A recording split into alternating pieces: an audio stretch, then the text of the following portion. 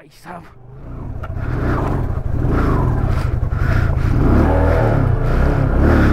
ওরে ভাই কি লাগছে দেখো, যদি মেঘ না থাকতো অসম্ভব দেখতে লাগতো, অসম্ভব। কি ঘুষায় নিকালুঙ্গা তো পাংচার হয়ে যায়গা। এই জায়গাটা রিসেন্ট মানে এই কদিনের মধ্যেই আমি যাওয়ার পরে রসটা নেমেছে। এরকম প্যাথেটিক রোড, তার সাথে সাথে ছাগল গরু কিছু মানুষ সব চড়ছে একসাথে। স্বপ্ন শেষে এবার ঘরে ফেরার পালা। কিছু স্মৃতি নিয়ে আর কিছু স্মৃতি পরের বারের জন্য তুলে রেখে বেরিয়ে পড়লাম আবার ব্যস্ত জীবনের দিকে। কিন্তু মাঝে পড়লো 780 কিলোমিটার একটা চ্যালেঞ্জ, যা অতিক্রম করতে হবে আমাকে একদিনে। তো দেখো আমার জীবনের সবথেকে বেশি অতিক্রম করা দূরত্বের গল্প, নাথান থেকে হাওড়া।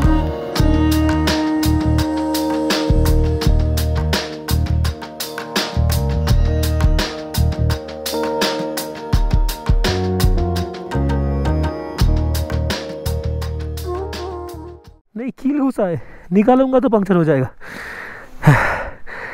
देखो অবস্থা দেখো, এইভাবে আমাকে 41 কিলোমিটার যেতে হবে। চলো এগোনো যাক। তো ফাইনালি এখান থেকে বেরিয়ে পড়লাম। এখন বাজে ঘড়িতে পাক্কা 5:30।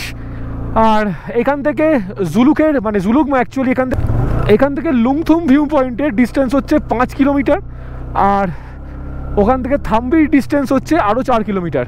তাই টোটাল 9 কিলোমিটারের মধ্যে আমি দুখানা ভিউ পয়েন্ট পাবো। সেটাকে আশা করি সকালবেলার মধ্যে কভার করতে পারবো। আমি এই জন্যই ভোরবেলা বেরিয়ে পড়েছি।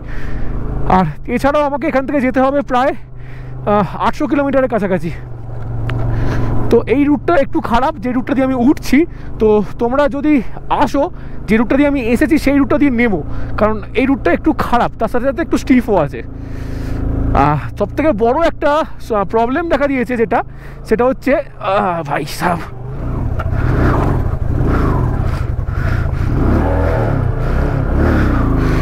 সব থেকে বড় একটা প্রবলেম দেখা দিয়েছে সেটা হচ্ছে আমার গাড়ির পেছনের চাকাটাতে একটা পেরেক ঢুকে এখনও আছে, তখন থেকেই ওটা আছে। তো সব উঠে গেছি মেন রোডে। আর এবার এই দিকে থেকেই ভিউ পয়েন্টটা স্টার্ট হওয়ার কথা, বাট যা দেখে মনে হচ্ছে আমার আজকে গেল। মানে ভিউ পয়েন্ট তো দূর কি বাত, সামনে কিছুই দেখা যাবে না। তো যাই হোক, এখান থেকে রংলির ডিস্টেন্স এখনও 53 কিলোমিটার। আমি 53 কিলোমিটার যাওয়ার পরেই তবেই আমি আমার লিকটা সারাতে পারবো। ঠিক আছে, সেটা নিয়ে আমি চিন্তা করছি না, কারণ ঈশ্বর আছে। সেটা নিয়ে যদি প্রবলেমেটিক হওয়া থাকতো অনেক আগেই হয়ে যেত। এখনও যেহেতু হয়নি, তো চলো ঈশ্বর আছে। আর রংলি থেকে এবার চিন্তা ভাবনা করবো আমি কোন দিকে নেব, রংপুর দিকে নেব নাকি লাভার দিকে নেব। সকালবেলা বেরিয়ে পড়ার একটা আমেজই আলাদা। সকালবেলা একমাত্র এটা কিন্তু সোলো ট্রিপ এই পসিবল। মানে খুব আন্ডারস্ট্যান্ডিং না থাকলে না, তোমার কো রাইডার দেখবে ঘুমাচ্ছে, লাথি মেরে তুলতে হচ্ছে, এরকম ব্যাপার আর কি। আমাদের তো তাই হয়, সুজয়কে তো আমি লাথি মেরেই তুলি। তো এই হলো গল্প। সামনের ভিউটা যদি ফাঁকা থাকতো, বস কি দেখতে লাগতো জায়গাটাকে। মনসুরে আসার পরিকল্পনাটা আমি হয়তো ভুল করেছি, বাট ভুল বলবো না। আমি এমন জায়গাটাতে অ্যাচিভ করেছি যেখানে কোনো বাইকার নেই, একটা বাইকার আমি দেখতে পাইনি আমার গোটা ট্রিপটাতে। ইভেন শিলিগুড়ি থেকেও দেখতে পাইনি আমি একটা বাইকার গোটা ট্রিপটাতে। তো নিজেকে একটা বেশ মানে লেজিড ফিল হচ্ছে যে গোটা কেউ আসেনি মনসুনে, সবাই ভয়ে অন্য জায়গায় গেছে, বাট আমি সেখানে এক্সপ্লোর করছি। ও ভাই ভিউ দেখো, ও কি সুন্দর লাগছে। সামনে একটা চেকপোস্ট আছে, please do not stop, you are under. আচ্ছা আচ্ছা আচ্ছা, তো এই চেকপোস্টে কেউ নেই আপাতত, তো দেখানোর কোনো গল্প নেই। স্যার কুছ দিখানা পড়েগা, ঠিক আছে। তো এই হচ্ছে লুংথু সানরাইজ পয়েন্ট। ওরে ভাই কি লাগছে দেখো, যদি মেঘ না থাকতো অসম্ভব দেখতে লাগতো, অসম্ভব। আর নিচের রোডগুলোকে জানি না দেখতে পাচ্ছ কি না, পুরো জিগজ্যাগ করা আছে, রোডগুলো দিয়ে নামতে হবে আমাকে। উফ কি লাগছে। এখানটা যদি মেঘ না থাকতো সানরাইজটাকে গোটাটাকে ক্যাপচার করা যেত। উফ ভাই সাব,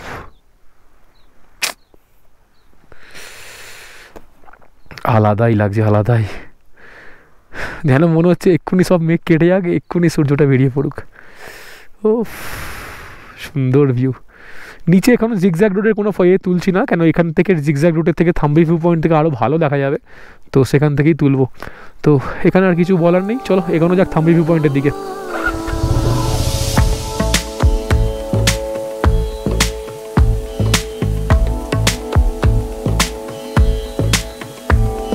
তো উপস্থিত থাম্বি ভিউ পয়েন্ট, 11,200 ফিট উপরে অবস্থিত এই থাম্বি ভিউ পয়েন্ট। এইখান থেকে সিল্ক রুট বা জুলুকের জিগজ্যাগ রোডের একটা অপূর্ব ভিউ পাওয়া যায়। ওরে ভাই সাব, পুরো এই জায়গাটাতে মেঘ করে একদম সর্বনাশ করে দিয়েছে। চলো দেখি, একটু ওয়েট করি, ঈশ্বরের যদি কৃপা হয় তাহলে মেঘ সরে যাবে। চলো দেখো এই টাইম ল্যাপটা।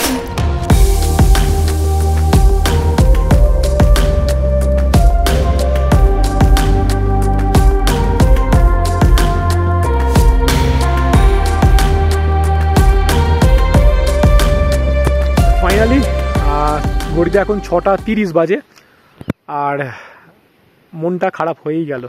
তার কারণটা হচ্ছে এই দেখো, পুরো মেঘ যত ওয়েট করছি মেঘ আরও তত বাড়ছে, মানে রীতিমতো মেঘে পুরো ঢেকে গেছে একদম। আমার এখানে টাইম ল্যাপস বসানো ছিল প্রায় আধ ঘন্টা ধরে। তো যাই হোক, এখান থেকে বেরিয়ে যাই, আর ওয়েট করে লাভ নেই। আজকে ঈশ্বর সহায় নয়। ঠিক আছে, আবার একদিন আসা হবে, পুরো ভিউ নেওয়া হবে, ওপর থেকে নেওয়া হবে এবার। চলো টাটা। তো বেরিয়ে গেছি আমাদের থাম্বি ভিউ পয়েন্ট থেকে। আর এক্সপেক্ট কিছু করলাম না, কারণ যা অবস্থা হয়ে গেছে রীতিমতো এটা আরও বাড়বে হয়তো। তো যত তাড়াতাড়ি সম্ভব নেমে পড়তে পারলে ভালো, কেন এখান থেকে রংলি যেতে হবে আমাকে। মেন সমস্যায় আমার ভোগাচ্ছে আমার পেছনের টায়ারটা। ঠিক আছে চলো দেখা যাক, যা হয় ভালোর জন্যই হয়, হয়তো আবার নেক্সট বারের পরিকল্পনা রইল। চলো সুজয়, সান্দাকপু ট্রেক, এদিক দিয়ে সান্দাকপু চলে যাচ্ছে, দেখ যাবি নাকি একবার?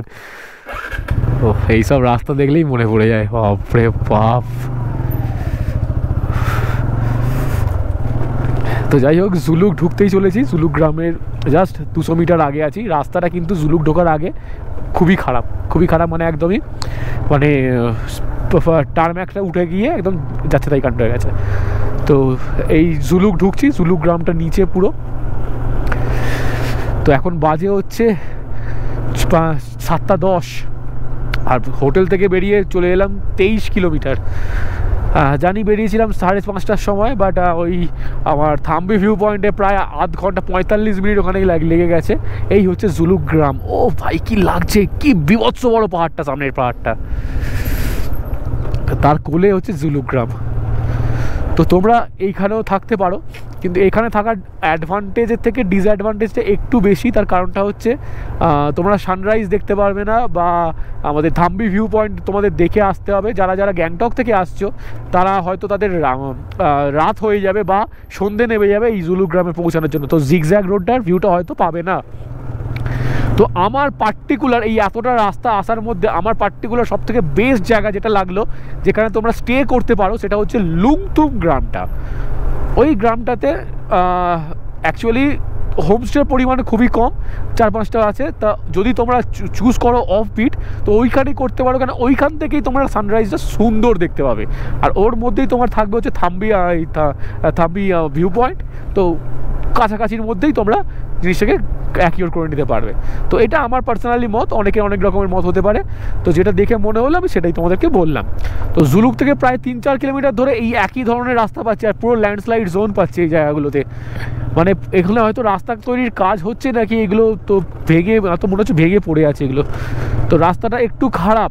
জুলুকের 3 কিলোমিটার আগে এবং 3 কিলোমিটার ধরে পরের যে 3 কিলোমিটার রাস্তাটা চলছে, রাস্তাটা আপাতত খারাপ পেয়েছি। তো ওরে বাবরে কি খাড়াই রে এটা, খাড়াইয়ের সাথে রাস্তাটাও হরিবোল পুরো একদম। ও মাগো, ঠিক আছে, এইসব রাস্তা কিছুই নয়। হ্যাঁ সুজয় দেখ তো কি সব দেখাচ্ছি,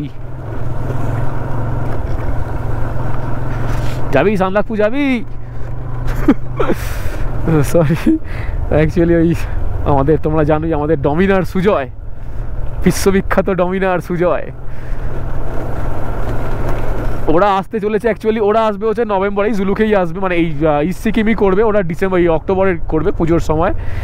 তো আমার অক্টোবরের অন্য প্ল্যান আছে। হ্যাঁ, অক্টোবরে তোমাদের এই যে একটা বিভৎস প্ল্যান বানিয়েছি, তো তোমাদের সামনে সেটা প্রেজেন্ট করব। অক্টোবরের 20 তারিখে আমি বেরোচ্ছি, তারও আগে অন্য ছোটো ছোটো ট্রিপ থাকবে, বাট 20 তারিখের ট্রিপটা আমার একটা মেমোরেবল ট্রিপ হতে চলেছে। তো সেটা তোমরা থাকো, সাথে থাকলে তোমরা থেকে থেকে রিভিল করব আর তোমরা দেখতে পাবে। এই সমস্ত রাস্তাগুলো দেখে আমার একজনের কথাই মনে পড়ছে, সেটা হচ্ছে আমাদের ডমিনার সুজয়, আমাদের বিশ্ববিখ্যাত ফোনপে পরোটার মতো বিশ্ববিখ্যাত ডমিনার সুজয়। তো যাই হোক, মজা করছিলাম আর কি, একা একা অনেকক্ষণ ধরে চালাচ্ছিলাম তো বোর ফিল হচ্ছিল বলে একটু মজা করছিলাম। তো বিশ্ববিখ্যাত ফোনপে পরোটা আর আমাদের বিশ্ববিখ্যাত ডমিনার সুজয় তোমরা আশা করি সবাই চেনো। তো আসি এখন পাক্কা লিংথামে। এখান থেকে আর 2-1 কিলোমিটারের মধ্যে আমাকে লাস্ট চেকপোস্ট পার করতে হবে এবং লাস্ট আমাকে ডকুমেন্টসগুলোকে সাবমিট করে দিয়ে বেরিয়ে যেতে হবে। কিন্তু মেন ব্যাপার যেটা হয়েছে, আর তারও একটা জিনিস বলে দিই, পদমচেনেতেও একটা চেকপোস্ট ছিল, ওটা পুলিশ চেকপোস্ট, আর সামনে যেটা আসছে সেটা হচ্ছে আর্মি চেকপোস্ট। তো পুলিশ চেকপোস্টেও একটা আমার কিন্তু ওই ভেরিফিকেশান হয়েছে, মানে ওই স্ট্যাম্প মেরেছে ওরা, তবে ছেড়েছে। তবে একটা জিনিস খুব ইন্টারেস্টিং ঘটে গেছে জুলুক থেকে পদমচেন আসার মধ্যে পর্যন্ত। বৃষ্টিটা বেশি ছিল বলে আমি ক্যামেরাটা অন করতে পারিনি, 1 নাম্বার। দ্বিতীয় নম্বর, ওখানে ক্যামেরাটা অন করা উচিতও ছিল না। তার কারণটা হচ্ছে, হঠাৎ করে যখন ক্যামেরাটাকে আমি অফ করে ঢোকাচ্ছিলাম আমার পকেটের মধ্যে, দেখি ওপর থেকে জিজ্ঞাসা করছে একজন, দাদা কোথা থেকে? আমি ঘুরে দেখি একজন আর্মি ম্যান আমাকে জিজ্ঞাসা করছে কথাটা। আমি বললাম আমি হাওড়া থেকে। বলছে হাওড়ার কোথা থেকে? আমি বললাম হাওড়ার কদমতলা। বলছে আমার উদয়নারায়ণপুরের বাড়ি। বলতে সেই সূত্রে তার সাথে আলাপ হলো। তিনি বললেন খেয়েছো কিছু? আমি বললাম তো আপাতত তো বেরিয়ে কিছু খাওয়া হয়নি। তো তিনি তার বাংকারে আমাকে নিয়ে গিয়ে রীতিমতো বসিয়ে লুচি তরকারি খাওয়ালেন, গরম গরম লুচি তরকারি খাওয়ালেন। মানে আর্মি ম্যান জাস্ট তার বিহেভিয়ার, তাদের মানে কি বলবো, তাদের হসপিটালিটি আলাদাই লেভেলের। তো পাশে ভুটান বর্ডার ছিল এবং ওইখানে আমি ভিডিও করতে পারিনি, করাটা উচিত হতো না। তো তার সাথে অনেকক্ষণ কথা হলো, তিনি আমার ফোন নাম্বার নিলেন, আমার ইউটিউবের চ্যানেলটা দেখলেন, তো দেখে বললেন যে কোনো দিন যদি হাওড়ায় যাই তো রীতিমতো তোমার সাথে তাহলে কথা হবে। Indian army hats off. আমি বারবারও বলে আসছি, এতবার বলছি, তার একটাই কারণ, ইন্ডিয়ান আর্মি যেখানে আছে সেফ আমরা সেখানেই আছি, আমাদের কোনো চিন্তা নেই যেখানে ইন্ডিয়ান আর্মি আছে। তো যাই হোক, এই হলো এখনকার গল্প। এখান থেকে যাবো হচ্ছে রংলি, বলছে 10 কিলোমিটার। একবার দেখিয়ে দিই, এই যে রংলি বলছে 10 কিলোমিটার, পেডং 43, আলগাড়া 52 আর কালিম্পং 75। তো এবার বেরোনোর পালা, ক্যামেরাটা লাগিয়ে নিয়েছি, এবার এগোবো। চলো লাস্ট চেকপোস্ট ক্রস করে কথা হচ্ছে। তো এসে গেছি লিংথামের শেষ চেকপোস্ট। এখানে আমাকে পারমিটটা শো করাতে হবে, করিয়ে বেরোতে হবে। পুলিশ চেকপোস্ট, সরি এটা পুলিশ চেকপোস্ট।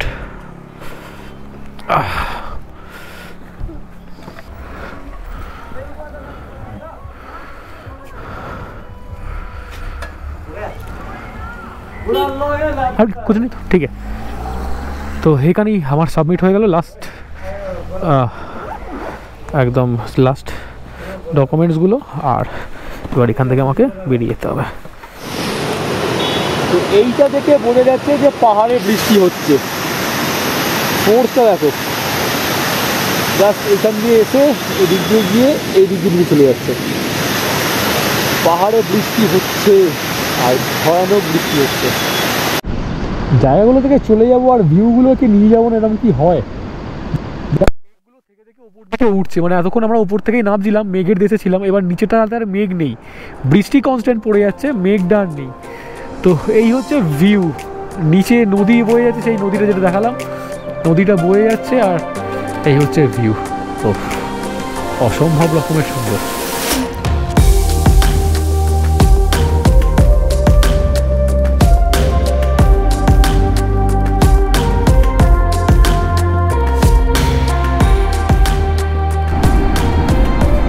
এই এই হলো এখনের ভিউ।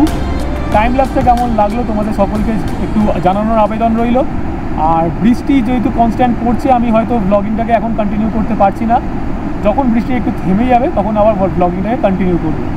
তো এই দেখো, এই হচ্ছে মনসুনের সিকিম। তো ফাইনালি একটা গ্যারাজ পেয়েছি, আর পেছন চাকায় একটা কিল ঘুষা। হ্যাঁ पीछे में, हाँ हाँ वो वाला, ये वाला नहीं, इसको निकाला नहीं है। ये हुआ था छांगू में, इसको निकाला नहीं है। तो हुए नहीं है, ऐसा लग रहा है मेरे को। निकलना चाहिए था आपको। अरे डर लग रहा था, निकलेगा तो हवा निकल जाएगा। तो अगर निकल जाना था, ये कील दे दीजिए मुझे। हो जाना तो कुछ नहीं हुआ ना, एक बार হাওয়া भी চেক कर लीजिए ना। তো এই হচ্ছে সেই কালপিট যেটা ঢুকেছিল ভেতরে। একে আমি ফেলবো না, একে আমি নিয়ে যাব। অ্যাকচুয়ালি বলতে চাইছি এটা চাকার মধ্যে ঢোকে নিয়ে গেলো, গুটির মধ্যে এটা আটকে গেছিলো, তো সেই জন্য লিকটা নাকি হয়নি। তো হাওয়াটা এখান থেকে চেক করিয়ে নিয়ে দেন তারপরে বেরোবো। চলো, বৃষ্টিও থেমে গেছে। এই জাস্ট রংলি ক্রস করে এলাম, এখান থেকে যাবো চলে রংপুর।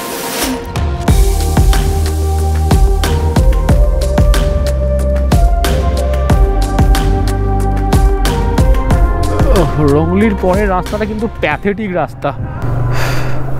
কিছু রাস্তা ভালো, আবার কিছু রাস্তাটা এরকম একটু প্যাথেটিক রাস্তা।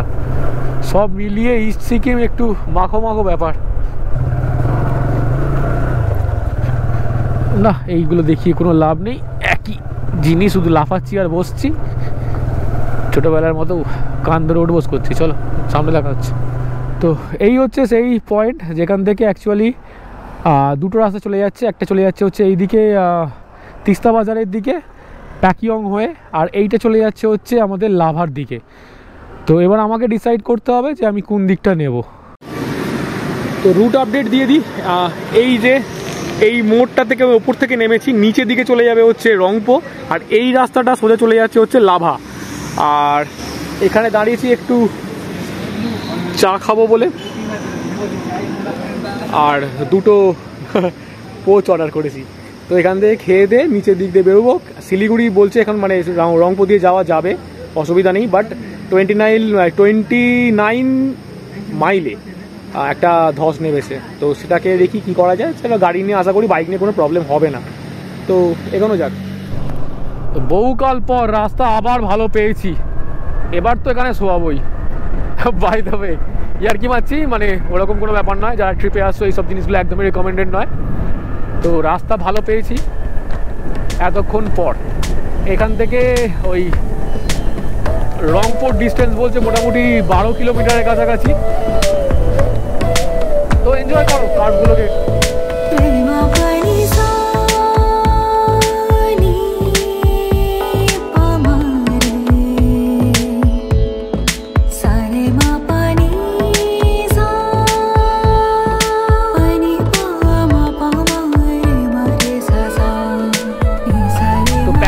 ডান দিকে রানীপুল, ডান দিকে গ্যাংটক, ডান দিকে যারা লাভা রুটে আসবে এইদিকে হচ্ছে গ্যাংটকও পড়বে কিন্তু এই রুটটার মধ্যে। মানে এই আমি দেখাচ্ছি, এটা হচ্ছে রোরাথাং জায়গাটা। তো এই ডান দিকে চলে গেলে চলে যাবে হচ্ছে গ্যাংটক রানীপুল সাইড, আর এই বাঁ দিকে চলে গেলে চলে যাবে হচ্ছে আমাদের রংপো। মানে আমরা নামতে চলেছি এই দিক দিয়েই। তো এই জায়গাটাকে একটু ভালো করে সবাই খেয়াল করে নিও। এই জায়গাটা ডান দিকে প্যাকিয়ং চলে যাচ্ছে বা গ্যাংটক চলে যাচ্ছে, আর বাঁ দিকে চলে যাবো হচ্ছে রংপোর দিকে, মানে শিলিগুড়ি নামবো। এই তো তিস্তা। তো ফাইনালি ঘড়িতে এখন পাক্কা 10:30, আর এসে পৌঁছেছি হচ্ছে রংপো। এই ডান দিক দিয়ে চলে যেতাম আমরা গ্যাংটক। তো সামনের এই ধসটা রিসেন্ট নেমেছে, আমি দেখাচ্ছি, আমি ক্লোজ গিয়ারও দেখাচ্ছি, দাঁড়াও। চলো ফাইনালি ছেড়েছে, প্রায় আধ ঘন্টা দাঁড় করিয়ে রাখার পর ফাইনালি ছেড়েছে। এই জায়গাটা রিসেন্ট, মানে এই কদিনের মধ্যেই আমি যাওয়ার পরে ধসটা নেমেছে, এটাই বলছিল ওপরে। ভাই বিভৎস অবস্থা, না রাস্তায় কনসেন্ট্রেট করি। এই হচ্ছে সেবকের কন্ডিশন এখন।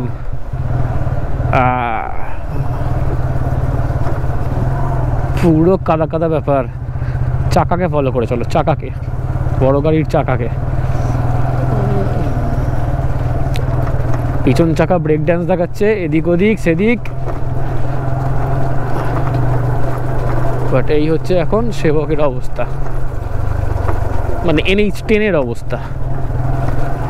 এর কোনো পার্মানেন্ট সলিউশন কি জানি না, কোনোদিন হবে কি হবে না। এখানকার লোকেদেরও বড্ড সাফার করতে হয়, মানে এই একটা তো মেন রুট, এছাড়া যে রুটগুলো আছে সেগুলো বড্ড ঘুরে ঘুরে যেতে হয়।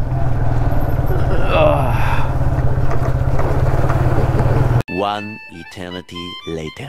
তো টাইম এখন 2:07 আর শিলিগুড়ি থেকে প্রায় 28 কিলোমিটার এগিয়ে এসেছি। বৃষ্টি এতই পড়ছিল, ক্যামেরাটাকে ভেতরে ঢুকিয়ে রাখতে হয়েছিল, কোনো রকমের আর বের করতে পারিনি। তো শিলিগুড়ি থেকে আমাদের হোটেল থেকে টোটাল এইখানের ডিস্টেন্স হচ্ছে 180 কিলোমিটার। আমি এখন এসেছি শিলিগুড়ি পর্যন্ত লেগেছিল হচ্ছে 152, মানে আরও 28 কিলোমিটার আমি এগিয়ে এসেছি। সামনে 10 কিলোমিটারের মধ্যে জিওর একটা পেট্রোল পাম্প, যেখান থেকে আমি প্রতিবারে তেল ভরাই, তো সেখান থেকে তেল ভরাবো। বেশি হয়তো আর লাগবে না, মোটামুটি 800-র মধ্যে তেল হয়ে গেলে আমার কমপ্লিট হয়ে যাবে, বাড়ি পর্যন্ত চলে যাবে।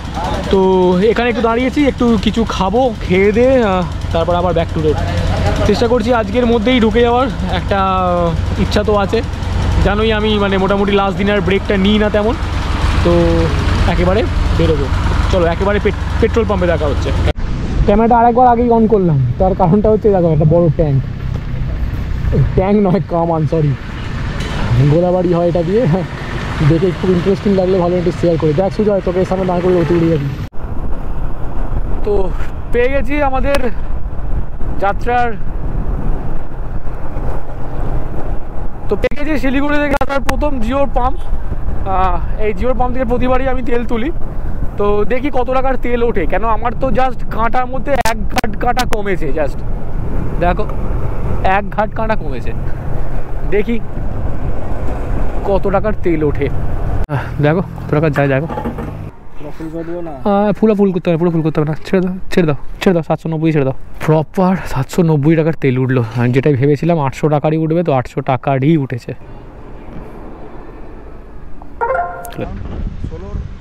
তো সোলো রাইডের আর একটা অ্যাডভান্টেজ, নানা রকম মানে দাদাদের সাথে দেখা হয়। যেমন এই এক দাদার সাথে দেখা হয়েছে, এই দাদা থাকে হচ্ছে ফারাক্কাতে। দাদার নামটা একবার? আমার নাম রাতুল। দাদার নাম রাতুল। আচ্ছা, দাদার একটা গ্রুপ আছে, দাদাদের মানে দাদা অ্যাকচুয়ালি টপ কন্ট্রিবিউটার আর কি সেই গ্রুপে। তো যাই হোক, মানে সেই গ্রুপের রাইডার্স কমিউনিটির সাথেই যুক্ত আর কি। তো যাত্রাপথে এরকম রাইডার্স কমিউনিটির সাথে মানে দাদাদের পেলে তো খুবই ভালো লাগে। জাস্ট মানে মনে হয় যে জাস্ট ভাইদের পেয়েছি আর কি। আরে ঠিক আছে, একই ব্যাপার। তো এখান থেকে কি বাড়ি নাকি এখন? না, এখন বলতে গেলে দেখি কোন দিকে প্ল্যান করা আছে। আচ্ছা, আবার প্ল্যানিং হবে, মানে অন স্পট প্ল্যানিং হয় একদম। যাক, খুব ভালো লাগলো, খুব মিট। আমি দাঁড়িয়েছিলাম অ্যাকচুয়ালি, তারা ঘুরে এলেন ওদিক থেকে আবার আমার সাথে দেখা করতে, খুব ভালো লাগলো। ঠিক আছে, দেখি। তো এত বিউটিফুল সিনিক কন্ডিশন নিয়ে ওয়েলকাম টু ইন্দ্রপুর।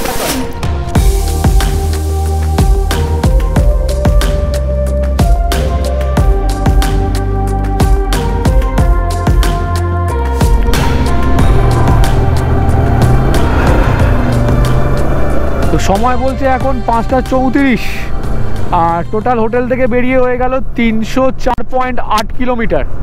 এখন আছি হচ্ছে রায়গঞ্জ থেকে ঠিক 36 কিলোমিটার আগে, কলকাতা 435, টুঙ্গি দিঘি 9, রায়গঞ্জ সোজা। যা ওয়েদারটা দিচ্ছে বস,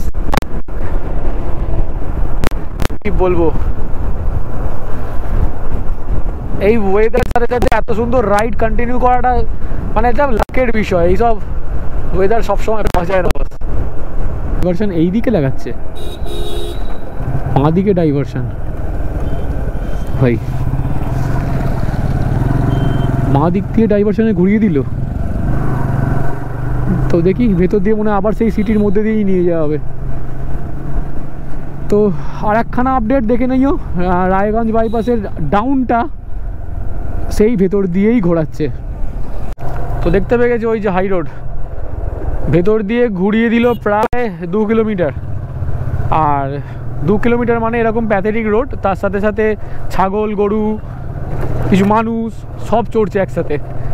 তারা হর্ন দিল, কানে শোনে না।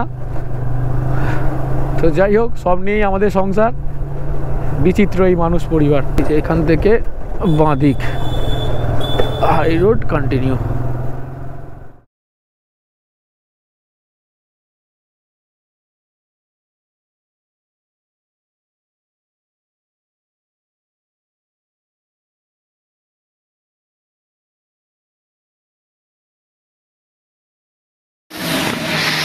টাইম এখন হয়েছে 10:30, আর এসে পৌঁছেছি বহরমপুর বাইপাসের একটু আগে।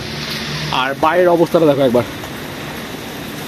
বিভৎস জোরে বৃষ্টি হয়েছে, মানে এত জোরে বৃষ্টি হয়েছে মানে আমি রেন কভার ফেল। তো সেই জন্য দাঁড়িয়ে গেলাম, দাঁড়িয়ে গিয়ে সব গোপ্রো সব ভেতরে নিয়ে নিলাম, ফোন সমস্ত কিছু ভেতরে নিয়ে নিলাম। আর মানে একদম যাচ্ছে অবস্থা, জুতোর মধ্যে জল ঢুকে গিয়ে যাতা কাণ্ড হয়ে গেছে। তো সেই ডিম পোচ অর্ডার করেছি,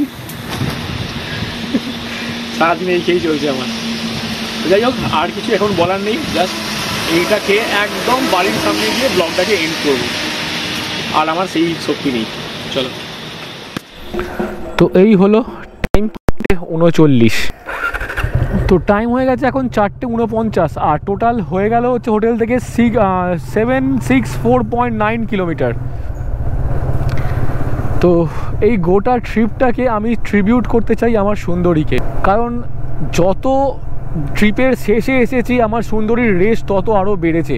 সারা ট্রিপটাতে কোনো রকমের কোনো পু প্যাঁ কিচ্ছু করেনি, সমস্ত কিছু সহ্য করেছে এবং কনস্ট্যান্ট লাস্টে আমার লাস্ট স্ট্রেচটা মানে প্রায় 157 কিলোমিটার নন স্টপ চালিয়ে এসছে।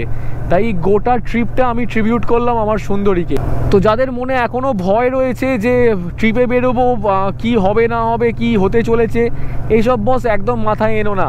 দেখো, আমি এই আজকের ট্রিপটা যে শেষ করলাম, এই ট্রিপের মধ্যে অনেক কিছু খারাপ ভালো মন্দ মিশিয়ে রয়েছে। আমি ল্যান্ডস্লাইডে অনেকক্ষণ আটকে গেছিলাম, তার জন্য আমার লেট হলো। আমি কনস্ট্যান্ট 200 কিলোমিটার প্রায় বৃষ্টিতে, মানে টানা বৃষ্টিতে গাড়ি চালিয়েছি, তো তার জন্য আমার লেট হলো। তো অনেক কিছু খারাপ মেমারি এবং সাথে অনেক কিছু ভালো মেমারি নিয়েই আমি ট্রিপটাকে শেষ করছি। তো তোমাদেরও এরকম কিছু খারাপ মেমারিজ এবং ভালো মেমারিজ থাকতেই পারে, তো সেই জিনিসগুলোকে নিয়ে ভেবো না সবসময় যে খারাপ হবে এরকম কোনো মানে নেই। সব কিছু ভালো মন্দ মিশিয়ে হয়।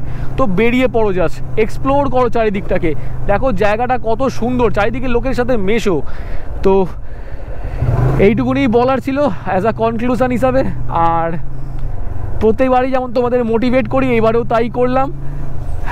তো বাড়ি প্রায় এসেই গেছি।